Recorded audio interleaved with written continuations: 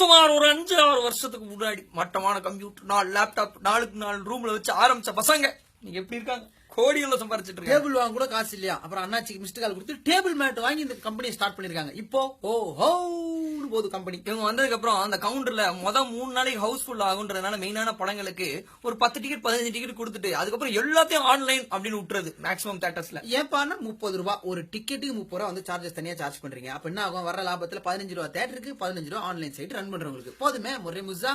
இப்ப கல்யாண வீட்டுக்கு போனோம்னா ஒரு ஃபேமிலியோட போகும்போது ஒரே ஒரு மொய்க்கவர் தான் எடுத்துட்டு போவோம். ஆனா ஃபேமிலியோட சாப்பிட்டு வந்துரும். ஒவ்வொருத்தவங்களும் இன்னும் ஒவ்வொரு மொய்க்கவராக எடுத்து போயிட்டு இருக்கோம்.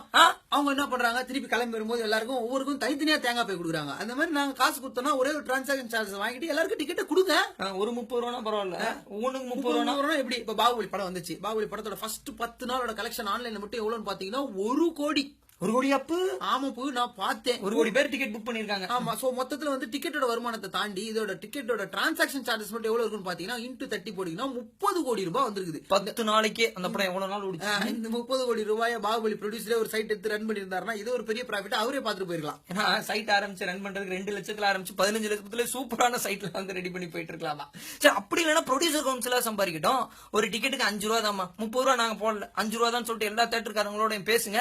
மக்களுக்கு லாபம், ப்ரொடியூசர் கவுன்சிலுக்கு லாபம். அதை விட்டுட்டு வேற யாரோ கோடிகளை சம்பாதிச்சிட்டு இருக்காங்க. பில்டிங் கட்டணும்னு ஆசைப்பட்டீங்க, அதுக்கப்புறம் தான் தாலி கட்டுவேன் ஒத்த கால நிக்கிறீங்களே மிஸ்டர் விஷால். நீங்க இந்த மாதிரி ஒரு ட்ரை பண்ணி பிளான் பண்ணீங்கன்னா யோசிச்சு பாருங்க. சுமாரா கிரிக்கெட் ஆடி அது ஒரு 60 வைடு போட்டு அதை யாரும் பார்க்காம போறதுக்கு இப்படி ஒரு சைட் ரன் பண்ணீங்கன்னா உங்களுக்கு லாபம், எங்களுக்கு லாபம். நீங்க பில்டிங் எல்லாம் கட்டலாம், வேற லெவல்ல நிறைய விஷயம் பிளான் பண்ணலாம். இப்போ காசு போட்ட ப்ரொடியூசர் சம்பாதிக்காம யாரோ மீடியேட்டர் சம்பாதிச்சா இப்படி இந்த எல்லா பிரச்சனைக்கும் அந்த பரணி பையன் தான் காரணம்.